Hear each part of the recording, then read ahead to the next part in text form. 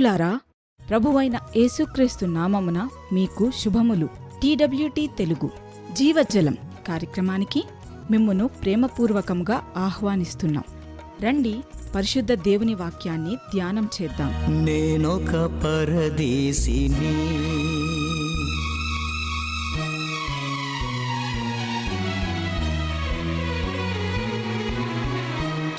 నేనొక పరదేశిని, ఇలలో సాగే యాత్రికుని. నేనొక పరదేశిని, పరలోకమే నా పౌరసత్వము, ప్రభువే నాకు స్థిరవాసము. పరలోకమే నా పౌరసత్వము, ప్రభువే నాకు స్థిరవాసము. నేనొక పరదేశిని, ఇలలో సాగే యాత్రికుని. నేనొక పరదేశిని. ప్రియ శ్రోతలు, దేవుని పరిశుద్ధ వాక్యాన్ని వినటానికి కుటుంబ సమేతంగా వచ్చారు కదా. తలలు వంచండి, ప్రార్థన చేసుకుని దేవుని సహాయాన్ని పొందుకుందాం. ప్రార్థన. ప్రేమగల పరిశుద్ధుడా, మీ దివ్యమైన వాక్యాన్ని వినటానికి కుటుంబ సమేతంగా చేరుకున్న మా ప్రియ శ్రోతలను మీరు దీవించమని ప్రార్థిస్తూ ఉన్నాను. వారి కుటుంబాల్లో ఉన్నటువంటి అక్కరలను తీర్చండి, స్వస్థతను దయచేయండి, నెమ్మదిని దయచేయండి. ఈ వాక్యాన్ని వినుచుండగా ఆత్మీయంగా బలపరిచి సమాధానాన్ని అనుగ్రహించమని మీ ప్రియకుమారుడు ప్రభువును రక్షకుడైన యేసుక్రీస్తు పరిశుద్ధమైన నామమున ప్రార్థిస్తున్నాము పరలోకపు తండ్రి. ఆమెన్. ఈ దినాన మనము నేర్చుకోబోయే అంశము ఫైర్, మండుట. పాత నిబంధన కాలములో దేవుడు తన ప్రజలను దర్శనముల ద్వారా, కలల ద్వారా, ప్రవక్తల ద్వారా దర్శించాడు. అనేక సందర్భములలో అగ్ని ద్వారా కూడా దర్శించాడు. ఉదాహరణకు, మోషే 10 ఆజ్ఞలు తీసుకోవటానికి సీనాయి పర్వతము ఎక్కినప్పుడు ఆ పర్వతము అగ్ని మరియు ధూపముతో నిండి ఉన్నది. ఇశ్రాయేలీయులు ఐగుప్తు నుండి కానాను దేశమునకు బయలుదేరినప్పుడు అగ్నిస్తంభము వారిని నడిపించింది. అయితే ఈరోజు మనము మండుచున్న పొదను గూర్చి చూద్దాం. పొద మండుచున్నది, కాని కాలిపోలేదు. ఇది నిర్గమకాండము 3వ అధ్యాయంలో మనం చదువుకోవచ్చు. గొర్రెల కాపరి అయిన మోషే గొర్రెలను మేపుచూండగా మండుచున్న పొదను చూచాడు. ఆ గొప్ప వింతను చూడటానికి మోషే దానివైపు తిరిగాడు. మోషే ఇది భ్రమ అని అనుకుని తన దారిన తాను వెళ్ళలేదు, కాని దానిని చూడటానికి పొద దగ్గరకు వెళ్ళాడు. నీ జీవితంలో దేవుని పిలుపు ప్రాముఖ్యమైనది. దేవుడు నిన్ను పిలుస్తున్నాడని అర్థం చేసుకున్నప్పుడు, నీ కొరకై సిద్ధపరిచిన దేవుని సందేశమును నీవు గ్రహించినప్పుడు, నీవు ఆ వైపు తిరిగి దాని కొరకు వెదకాలి. దానిని అశ్రద్ధ చేయకూడదు సుమా. ఇక్కడ మోషే ఆ పొద తట్టు తిరిగి దానిని చూడటానికి వెళ్ళాడు. ఇది ప్రాముఖ్యమైనది. మోషే ఆ పొదను చూడటానికి దాని దగ్గరకు వెళ్ళగా ఆ క్షణమే యెహోవా మోషేతో, నీ పాదముల నుండి నీ చెప్పులను విడువుము, నీవు నిలిచియున్న స్థలము పరిశుద్ధ ప్రదేశము అన్నాడు దేవుడు. దేవుని పిలుపును నీవు గ్రహించినప్పుడు నీవు ఆ తట్టు తిరగడం మాత్రమే కాక నిన్ను నీవు తగ్గించుకోవాలి. నేటి సంస్కృతిలో చెప్పులు విడవటం అనేది అవమానకరముగా చూస్తారు. కాని ఇతర దేశాలలో ఎవరినైనా తమ ఇంటికి ఆహ్వానించినప్పుడు ఇంటికి వచ్చిన వారు ఆ ఇంటిలో ప్రవేశించక మునుపు తమ చెప్పులను విడిచి ఇంటిలో ప్రవేశిస్తారు.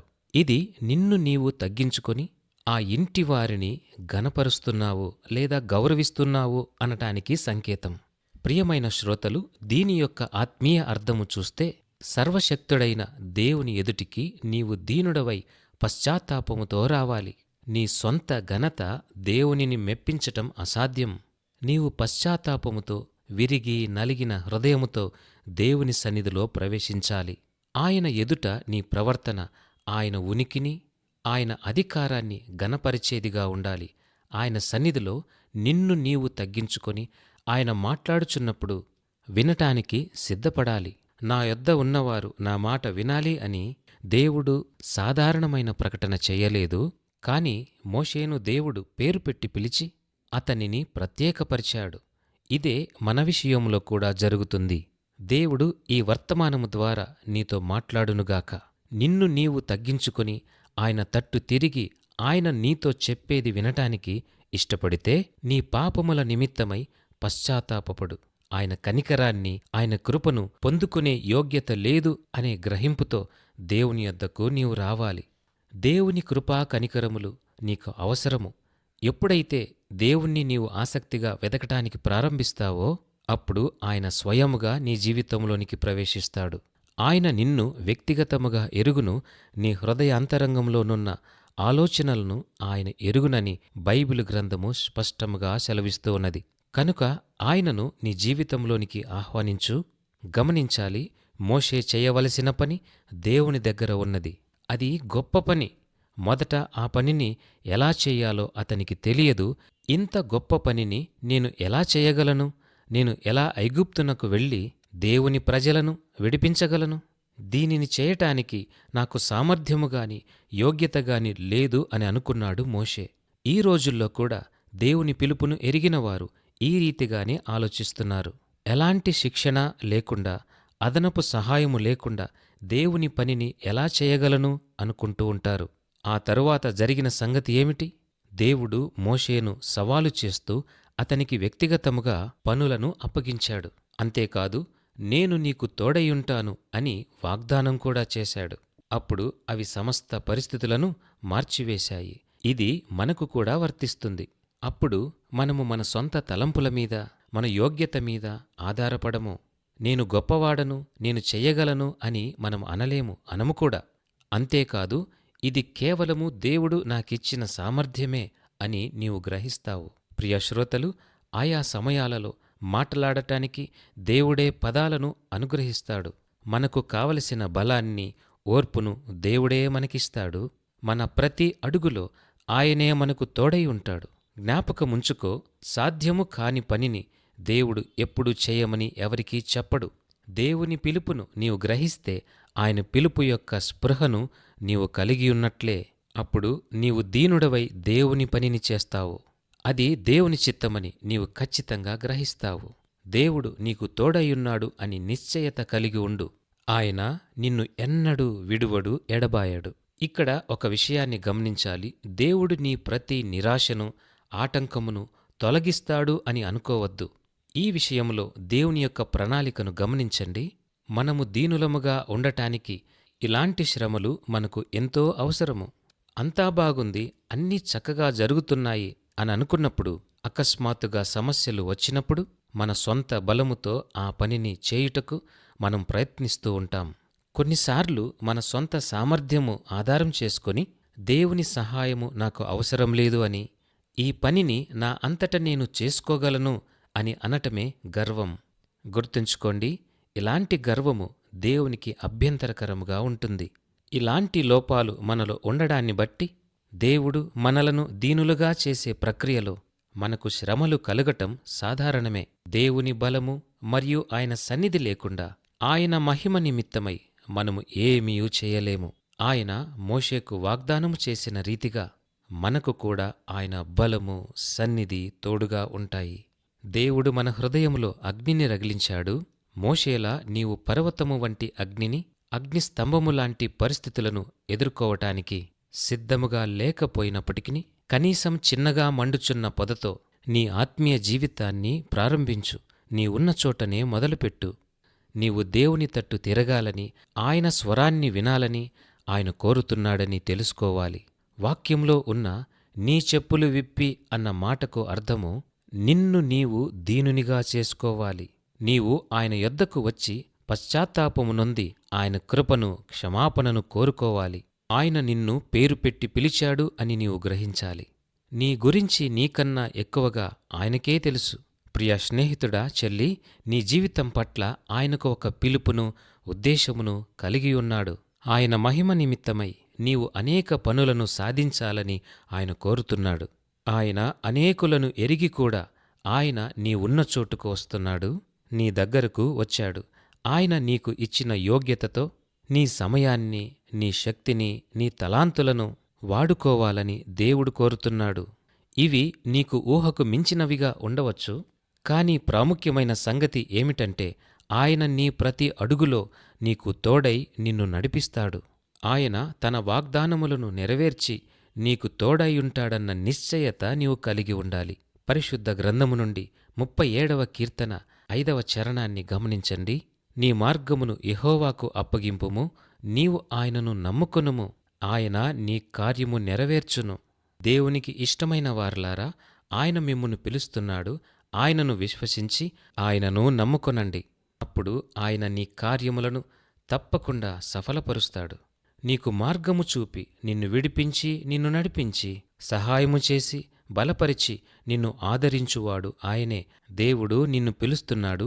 మండుచున్న పొదను నువ్వు చూడలేనప్పటికిని ఈరోజు ఆయన నీ పట్ల శ్రద్ధ కలిగి ఉన్నాడు. తలలు వంచండి, ప్రార్థన చేసుకుందాం. ప్రార్థన. మహిమగల తండ్రి, ఎన్నో మార్లు మా సొంత సామర్థ్యమును ఆధారం చేసుకొని ఎన్నో ప్రయత్నాలు చేసి విఫలమైపోయాం. చివరికి నిరాశలో బ్రతుకుతూ ఉన్నాము. సహాయము చేయండి. నీవు ప్రేమగల దేవుడవని వాక్యం ద్వారా నేర్చుకున్నాము. మా ఆత్మీయ జీవితాలలో నీ స్వరాన్ని వినగలిగే మనస్సును, మనస్సాక్షిని దయచేయుమని, మా కుటుంబాలకు క్షేమాన్ని కలుగు చేయమని, సంరక్షించమని యేసుక్రీస్తు పరిశుద్ధమైన నామమున అతి వినయముగా ప్రార్థిస్తున్నాము పరలోకపు తండ్రి. ఆమెన్.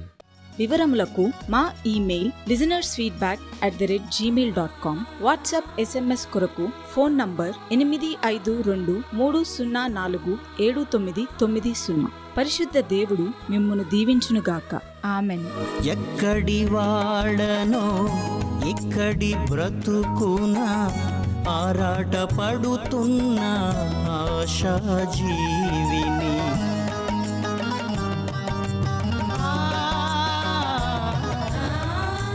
ఎక్కడి వాడనో ఇక్కడి బ్రతుకున ఆరాట పడుతున్న ఆశాజీవిని, అత్యాశనే విడిచి అణకువగలిగి సాగిపోదును నా తండ్రి ఇంటికి. అత్యాశనే విడిచి అణకువగలిగి సాగిపోదును నా తండ్రి ఇంటికి. నేనొక పరదేశిని, ఇలలో సాగే యాత్రికుని. నేనొక పరదేశిని.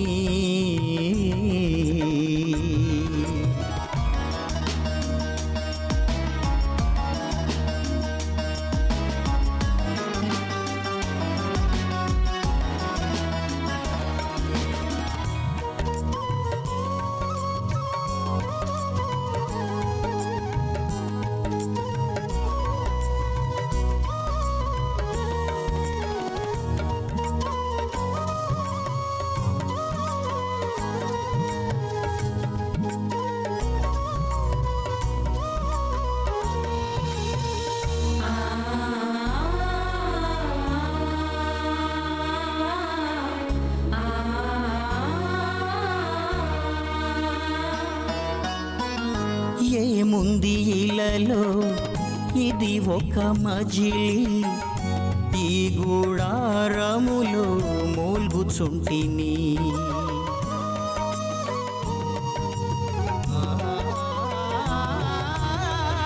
ఏముంది ఇలలో, ఇది ఒక మజిలీ, ఈ గూడారములో మూల్గుచుంటిని.